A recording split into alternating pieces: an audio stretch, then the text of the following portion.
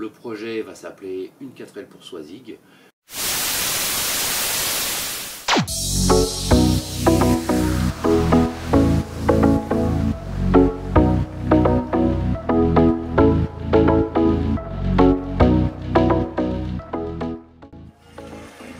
Les deux joudels sont enlevés. Alors maintenant, bon, le pédalier, je pensais l'avoir, enfin, pouvoir l'enlever rapidement.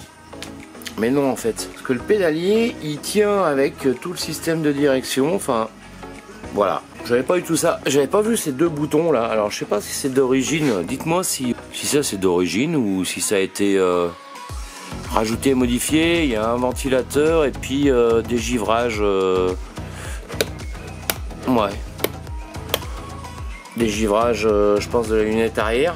Donc là, bon, bah, le faisceau, c'est pas très compliqué. Là, le petit tuyau de lave-glace qui passe là. Voilà, donc là, j'ai enlevé la boulonnerie. Bon, les joudels, on va enlever les rondelles, bien sûr. Là, et bah, je pense qu'il faut que je démonte le tableau de bord avant d'enlever la crémaillère de direction et tout le système de pédalier. Bon, écoutez, allez, je continue, hein. En avant, toutes.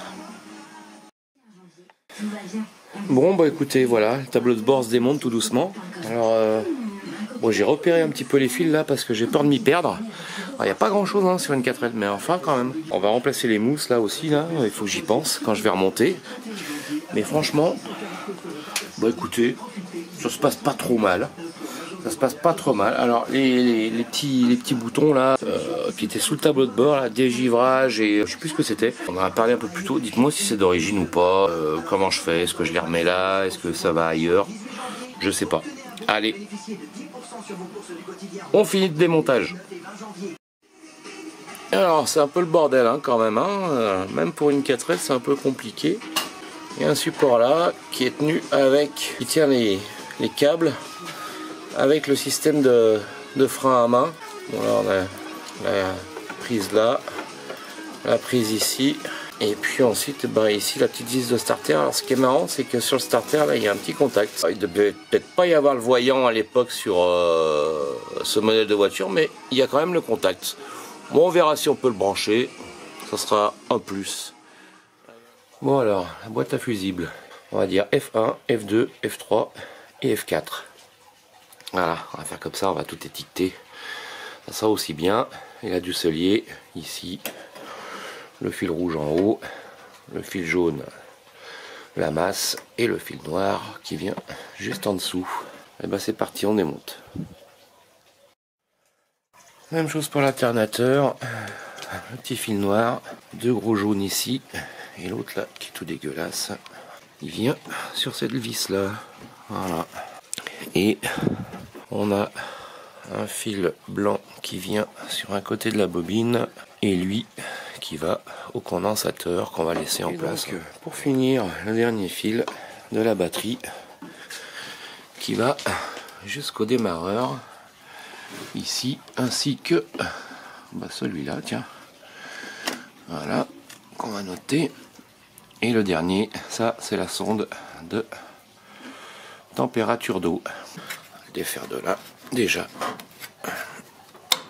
Voilà, on va enlever cette patte là qui gêne, puis on va les déboulonner tout ça. Alors le petit ressort qui vient là, qui s'accroche à l'aile, celui-ci qui s'accroche ici sur la crémaillère de direction, qui est un peu plus gros, qui se prend un peu plus bas. Ah bah il va rester en place, et un tout petit qui est sur la barre et qui vient se reprendre sur le levier de vitesse. Voilà. Bon, alors le tableau de bord est tombé. Il est là, pas sans mal. Hein. Il y a du fil hein, quand même, hein, pour une 4L. Il y a du fil. Et puis là, bah, le radiateur de chauffage, voilà, il est là. Donc bah, il y avait un peu des habitants. Puis je pense que le chauffage devait pas être au top du top. Donc c'est pas du luxe. On va faire un bon coup de nettoyage avant de tout remonter.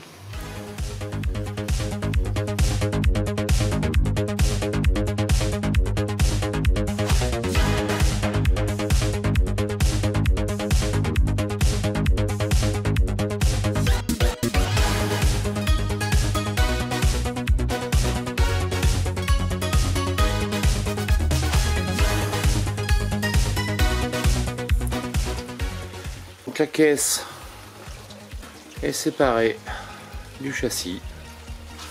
Bon, bah écoutez, le châssis pour le moment je ne l'ai pas retourné, mais à part côté conducteur, il n'y a rien. Côté à l'arrière là, franchement, bon, il y a encore la mousse d'origine, mais c'est franchement propre. Donc là, le plus long, je pense que ça va être la caisse à poncer, à décabosser. Bon, là ici, il y a pas mal de boulot parce que c'est cabossé et en plus c'est dessoudé de là. Donc voilà. Bon, bah écoutez, on y va. J'ai attaqué, vous avez vu ici là, décapage. Bon, on va avancer tout doucement. Je vais essayer de protéger le plafonnier là parce que franchement, j'ai pas envie de le démonter. Il est propre. Le toit au-dessus, il y a une toute petite bosse à l'arrière. Mais pour moi, rien de très grave. Donc voilà, on va essayer de protéger ce plafonnier. On y va.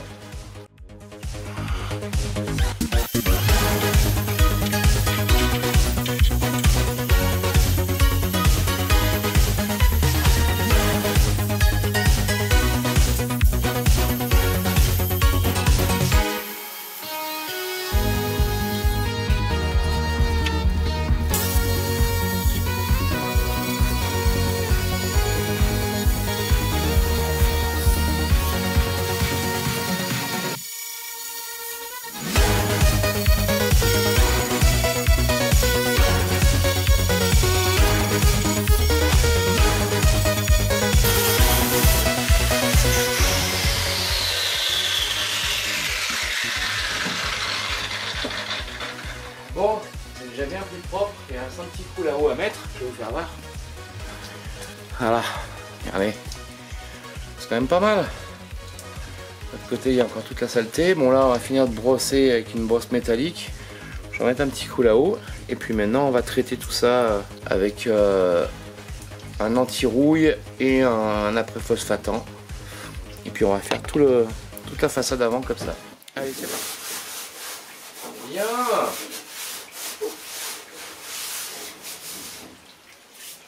Dégraisser, essuyer. On va passer un petit peu d'après.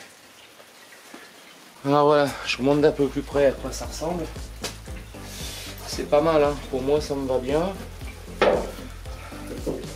Encore une fois, c'est qu'une 4L. Donc on va passer un petit coup de dégraissant.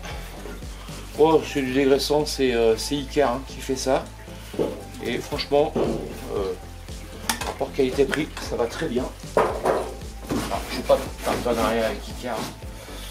On est bien d'accord, hein, la chaîne est trop petite. Mais on va dire que c'est des produits qui vont bien, qui livrent en temps et en heure. C'est déjà pas mal. Vu qu'on est le soir et que je ne vais pas rattaquer un lendemain et que l'humidité est là, on va mettre un petit coup de produit. Alors je sais pas ce qu'il me reste, mais franchement la tôle est propre. Hein. C'est pas rouillé, rien. Enfin, il n'y a pas de rouille en profondeur. J'ai enlevé la rouille de surface et franchement on est pas mal. Mais pour une voiture qui a 50 ans, je la trouve en bon état, non? Pas vous? Alors, un petit coup de transformateur de rouille de chez Julien. Ne sponsorise pas non plus, mais enfin, on s'en fout. L'idée, c'est que ça rouille plus.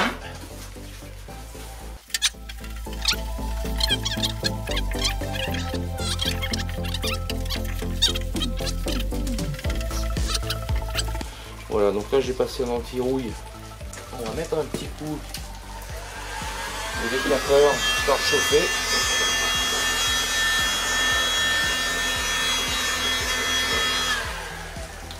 Parce que oui, j'ai oublié de vous dire, mais il pleut et il fait très humide et j'ai peur que la tôle elle rouille.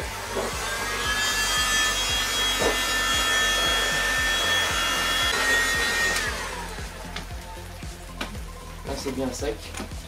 On va pouvoir y mettre un petit après. Après garnissant, je le rappelle, ils sont toujours pas partenaires ni rien du tout. Mais quand les produits vont bien, et bah faut le dire. Quand ils vont pas bien, faut le dire aussi.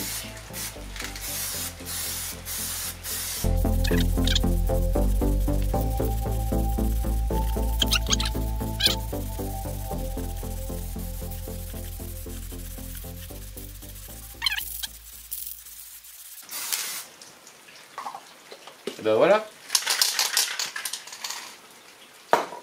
On est bien. Allez. Oh bah j'ai pas la plaque.